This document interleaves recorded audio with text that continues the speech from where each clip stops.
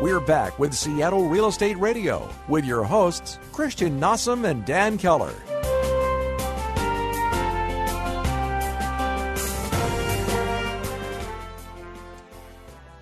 All right, so welcome back. This is Dan Keller with Seattle Real Estate Radio on KKOL 1300. It is now time for Christian's weekly Seattle Housing Market Minute. Tell us what you know, man. Yes, I love this segment. So I want to talk about a cool new app that I just ran across, and it's called Seattle in Progress. It's actually, they have a great mobile site as well. They also have an app, but the mobile site's sweet. SeattleInProgress.com. I'm not getting paid or anything to pump them up. I just thought it was cool. So, you know, like when you're driving through a neighborhood and you see one of those big signs or one of the little yellow ones that say land use action, proposed land use action, usually, even if you read the sign, you're like, what the heck am I looking at? I don't know what this says. It doesn't say anything really. So what this app does and what this website does is it maps out every single construction site or where they've put in for permits on the site, and you can click on it, see what they're planning to build. Wow. Yeah, it's cool. Yeah. It's sweet. And then you can see like their timeline and stuff like that sometimes too. So it's pretty cool. So I can put that in my little tool belt. Mm-hmm. So many of the tech clients that we use or that use us that we have as clients. There you go. That's how you say that sentence, Christian. Good job. Figure it out, Nossum. Come on now. So many of them are looking for new construction. Yeah. So this is kind of a way for me to assist them in, okay, you want to buy in a year and a half. You're not ready to buy it yet, but you want to buy in a year when your lease ends up in South Lake Union and you're sick of paying $2,200 for a studio. Yeah. That's when you can use this app, and I can use that to help them out. So that's a good update. That's a great app. I always like to be in the know. If there's a new app out that'll make my job easier or make our clients, the process for our clients easier. Yeah, great stuff, man. Well, appreciate the update. Yeah. So next up, this segment's going to be sponsored by Path Insurance Solutions, and today we are chatting with Tyler Kerlee, the owner of Path Insurance Solutions, and they're based out of Bellevue here. He's been in the insurance business for over 11 years, and Path Insurance Solutions is actually a brokerage. So they do the shopping for their clients to ensure that their clients get the best coverage and price. They shop, you save. Well, this is kind of an honor to have you here, Tyler.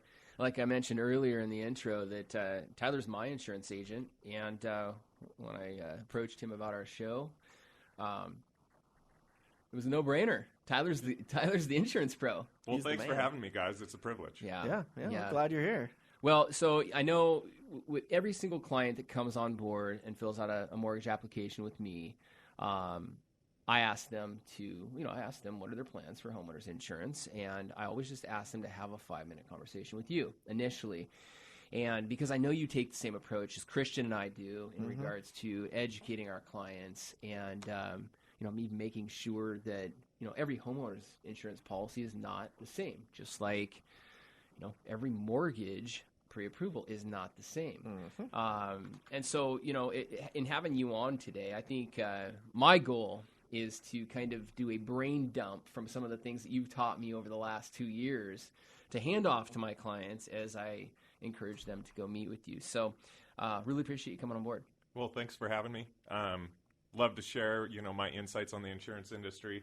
A lot of people think they know how, auto or home insurance works, but a simple question I like to ask my clients is, do you know how your policy works? And more often than not, they're like, I have a general idea, but no, I don't really know. How about you tell me? Well, it's the same thing in our business, in my business. Hey, what's your rate? What are your rates?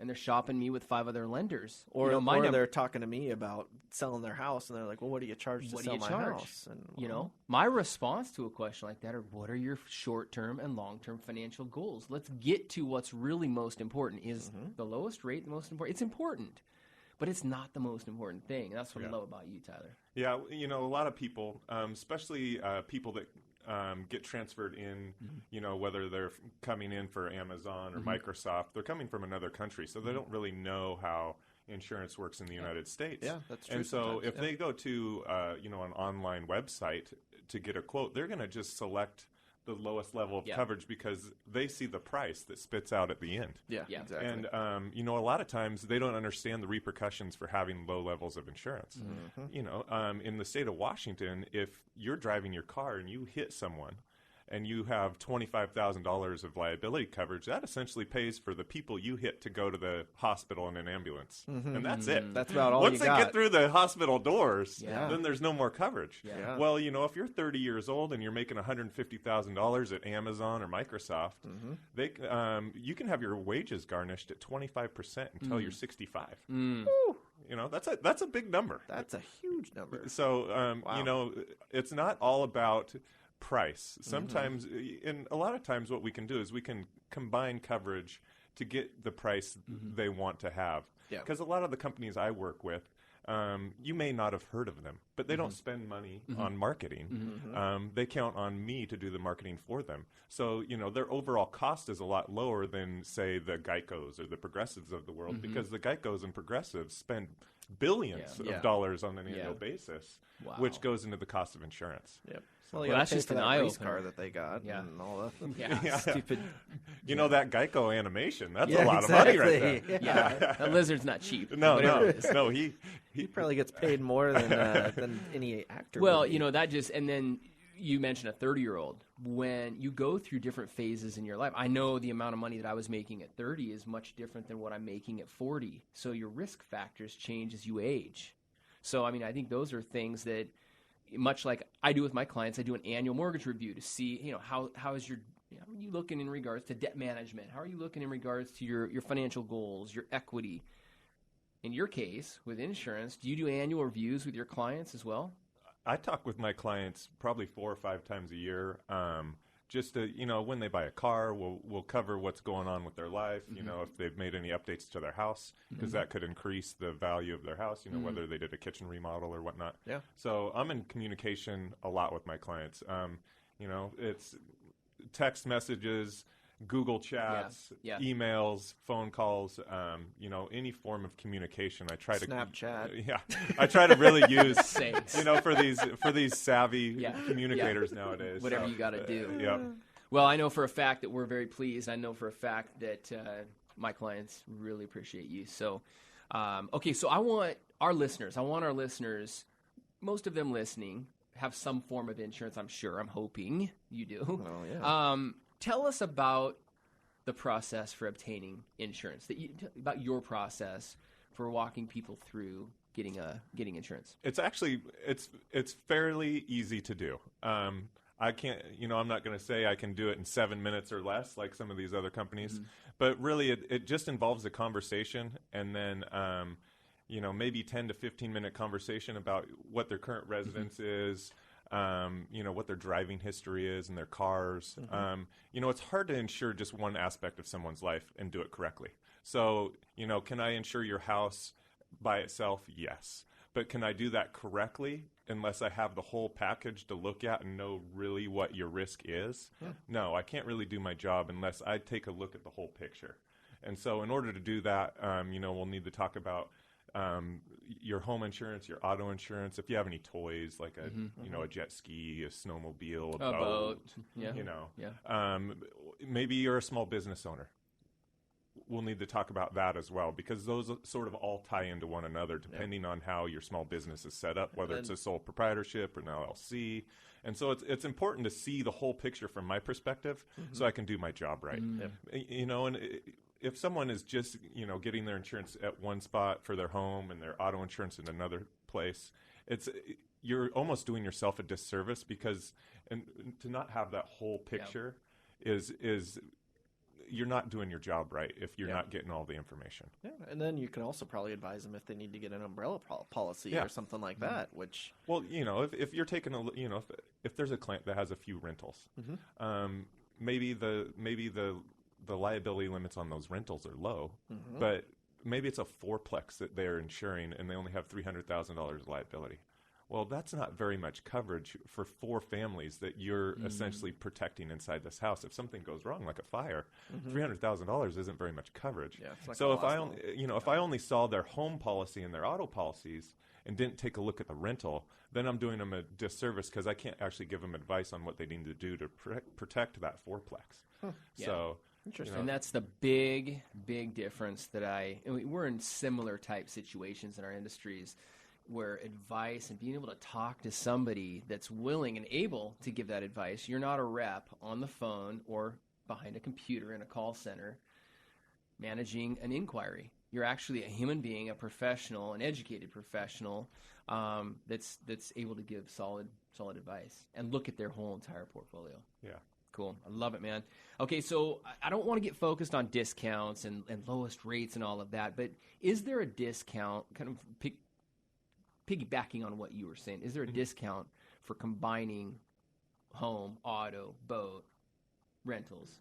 Most companies, now I'm a broker, so I work with a large number of companies. Most companies have some form of discount for combining your auto and home. So if you come to me, I'll probably package your auto and home with a particular company. Okay. And that varies depending on your age, if you have children, what your insurance score is, which is essentially sort of like a credit score. And so depending on those factors, it'll depend on what company I put you with. But oftentimes it's probably 20 to 30% discount by adding your auto and home. Got it. That's Wow. a big discount, actually. Yeah. Wow. Yeah, or multiple properties. Yeah, for example, I just got referred a client it's for home purchase here coming up. They're married, but they had separate Progressive auto policies. And then they were getting a home quote from, I don't know, a random company. Anyways, I talked with them. They're paying $3,200 a year for their auto insurance. Wow. I increased their auto coverage to what it should be. Yeah. And I saved them $2,200 a year. Goodness sakes. Wow. So now they're going to pay $1,000 a year. So by combining the two cars, And they probably thought they were being pretty smart about doing it online. And you know, it's one of those things that's out of sight, out of mind. It's Yeah. automatically coming out of your account. You think you have a good deal. And then when you actually take a look at it, combining the autos together, combining the home, yes, it can be a very large savings. Now, that's probably an outlier on the amount of savings I get. But, yeah, there can be a lot of savings if we look at combining everything. Let me ask you a question in 40 seconds or less. Is the extended replacement cost conversation, do we need more time? Should we come back to that? We should probably have a little bit more time What for do you that think? one. Let's come back to that one. You know, there's Yeah, we two or can come three back. things that we really want to hit. So let's come back to that. All right. So after the break, we got to take a quick break real quick. We're going to be back with Tyler for a lot more questions. We're also going to have Dan's Mortgage Minute. So Mortgage stay Minute. tuned.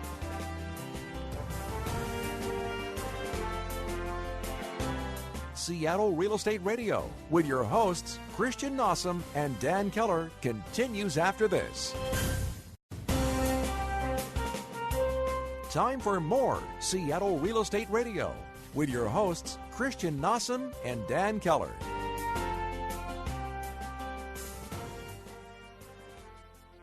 Welcome back. This is Seattle Real Estate Radio on KKOL 1300. And now, real quick, before we get back with Tyler, we're going to have Dan's Weekly Mortgage Minute. So tell us what's happening, Dan. What's going on? Yeah, so we're about 2 weeks into these new loan estimate and closing disclosure guidelines that have really raised a lot of, they've raised a lot of attention in our industries, both of us. They're trying to, the CFPB, the Consumer Financial Protection Bureau, has tried to come in, and it's designed to protect the consumer, but they've, again, changed things up. So what they're doing is the old good faith estimate and truth in lending disclosures, they've gotten rid of those. They have actually combined them into a form now called the loan estimate. Okay. I like it. I think it's the old good faith estimate was about 4 or 5 pages. It was super confusing. Yeah. It was in paragraph form. No one got it. Nobody anyway. got it, No. and it just As much as confused. we tried to No. educate people on it, it was not easy to You understand. know, and most consumers think that a good faith estimate is the fee worksheet. Yeah. That's a fee worksheet. You can put whatever you want on that. Most lenders do. So the good faith estimate are the loan terms that you designated for that particular client on that particular home. And so we've got the loan estimate, and then we've got the closing disclosures now. Okay. And we're over 2 weeks into it, and you know what? The sky didn't fall. It's all good. Like everyone was predicting. Everyone thought it would. You know, the biggest myth is it's going to take 60 to 80 days to close a transaction. And I do think it is at certain institutions. The larger, bigger banks and credit unions are going to have and are having a big issue with this. Got it. So really, how do you get away with local support, local businesses, lenders? local lenders like like myself and New New American Funding. Yeah, and I do want to disclose this. I need to disclose this. My mortgage loan originator ID. Anytime I talk about mortgages specifically, I need to address that. So I am Dan Keller, mortgage advisor at New American Funding, and my mortgage loan originator ID number is 115349. It's supposed to be that guy that speaks really fast at the end of commercials. Yeah. But anyways, so that's kind of it. Hey, it's moving along nicely. Okay. And I think it's better for the industry. It's more informative. It's simplified everything, and that's kind of where we're at. So overall, from my point of view, if I am representing a seller and they have a buyer that is trying to use a Chase Bank or a Bank of America or Wells Fargo or Merrill Lynch or whatever, if they're trying to use them for their loan, and they're thinking they can close in 30 days. No dice. No not chance. Gonna happen. Not going to happen. Sellers, beware. This is my message to all my real estate agents and the real estate agent community. Yeah. If you're an agent and you're listening to this, you need to be in touch with your buyer. If you're listing a home, you need to be in touch with the agent representing the buyer and their lender. You just had some new forms in your industry, 22A where you can actually ask for financing updates and information on their loan. Do that. Make sure you know that, and that will play into how you accept offers, I believe, as well. Yeah, I think so, too. Yeah. I mean, that's definitely what I'm going to be educating my sellers on. So thank you, Dan. I appreciate that Mortgage Minute. We should have a little button that goes Mortgage Minute. I know. We'll figure that out. Yeah, that'll be fun. Anyway, so we are back with Tyler Kerlee of Path Insurance, and we're picking Tyler's brain on homeowners insurance today, as well as some other things. So before we went to the break, Dan wanted to ask a question about extended replacement costs. So we didn't have enough time because we were getting up to the break, but why don't you explain kind of what that is, Tyler? Extended replacement cost is essentially, if you're looking at your declaration page, which is the page of your insurance document that tells you what your coverage is. Okay. So let's use nice round numbers. Say the dwelling coverage on your home is $200,000. Extended replacement cost increases that number by whatever the factor is. And so most companies, your captive companies, the State Farms and the Allstates and the Farmers, their extended replacement cost is 125%. So you take the $200,000 at 125% replacement, you have $250,000 of coverage. Okay. For my particular companies, I have companies that have 200% replacement cost. I have companies that have 150% replacement cost, and then I have companies that have guaranteed replacement costs. Meaning, if your house burns down, we're guarantee it gets built back the way it was before it burnt down. Wow. So, and then there's other companies out there, the cheaper ones that you could run into online that may not have extended replacement costs. So wait a minute. My house burns down, and I have 125% replacement cost. I've got a good, I think, I'm just using it as an example. I think I've got good homeowners insurance. My house burns down, and I go to rebuild it, and I can't for what I'm currently living in. Well, explain that to me.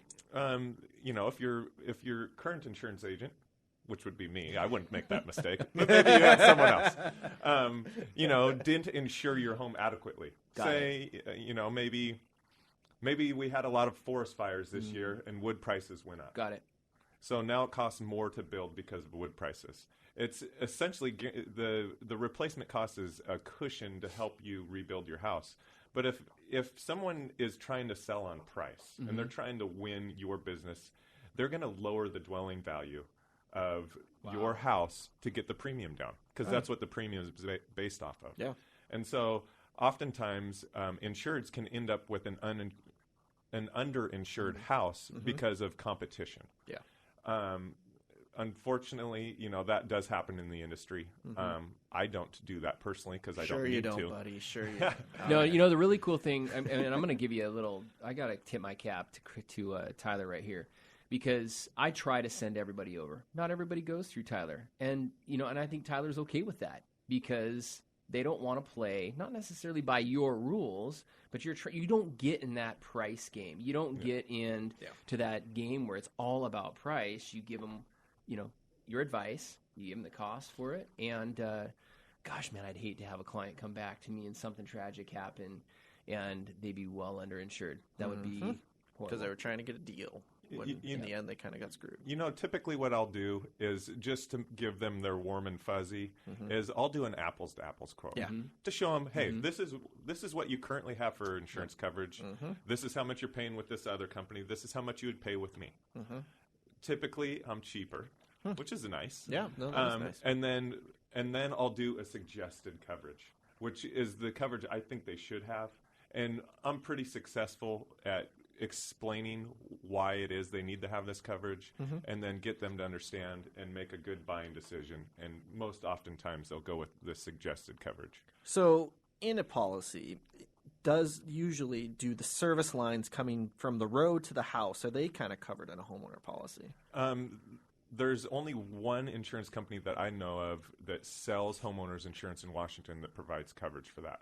So your typical homeowners policy, if let's just use the sewer and water lines that come from the road to the house. Yeah. There's no coverage while it's in your lawn. Essentially, how the insurance policy reads for those policies is once it gets within the foundation walls, then you have coverage for the water, the sewer lines, the electrical. So it's not necessarily the property boundaries. Yes. It's the actual structure. It's the foundation walls of your house. That's what triggers coverage. I have a company that will provide coverage for that. The most typical claim you'll see in Washington is like a backup sewer drain that breaks in your lawn or a water pipe that bursts in your lawn, maybe because of a windstorm and a tree fell over. Yeah. There's typically no coverage for that on a typical homeowner's policy. For one of my companies, I can add an endorsement that will provide coverage for that. So that's, and I like to sell that policy a lot because it does happen, especially on older homes that are further away from the road. So an ideal client, let's talk about an ideal client for that policy, somebody that maybe has an elaborate front yard, maybe off the road. So if something did happen, you're talking about backhoe, you're talking about a lot of work between the house and the road. Maybe they've got a nice roundabout and really fancy landscaping that if something like that were to happen, it could cause a lot of damage financially. Is that the ideal client for that policy? If you're thinking about home ages, if homes that were built before 1990, a lot of those had bigger lots. Yep. Now we're 25 years into that house being built. Those things underground get old. Sure. Yeah. Well, they get old everywhere. I mean, it can happen. It's one of those circumstances where you don't want to have to come out of pocket. Yep. Typically, the average claim amount is somewhere around $10,000 for a water pipe burst in your lawn. I don't know a lot of clients that want to spend $10,000 on that when they can endorse it on a policy for maybe $40 a year. Yeah, that's crazy. Well, on that kind of note, are there some things that people should have in mind when they're looking to buy a house or a rental property? Like, are there certain things that can't be covered or are super costly to cover? I would say that if you're buying a new house, typically you're going to buy a house that most houses will have a new roof. Yeah. They'll have fresh paint. You'll want to stay away from houses that haven't had electrical updates or plumbing updates. So if it has knob and tube, that's going to be really hard to insure. Yeah. How many companies do you think actually do that, and how much does that increase the? I have one or two companies that'll do it, and it increases the premium by 4 or 5 times. Wow. Yeah, because in Seattle here, there's a lot of homes that have knob and tube still. I mean, especially if the knob and tube is disconnected and it's just in there, we're good. Yeah, that's a different story. But if it's actually active knob and tube, that's a fire hazard. It's going to happen. Yeah. So, if you're looking at 2 similar houses, you like them both equally. Stay away from the one with knob and tube. Sure. Yeah, it's that easy. No. So what are a couple of other things? We've got a couple of minutes left. What are a couple of other things that cause either insurance premiums to increase or they're tougher to insure? I know maybe an animal, like a dog, a certain type of a dog. Dogs are a problem. That's sort of a commonly known thing. No one likes pit bulls. German Shepherds. There's a long list. There's about 13. No one meaning the insurance Yeah, no insurance company likes that. You're going to piss off a lot of our readers right now. Be careful. I like them. Yeah.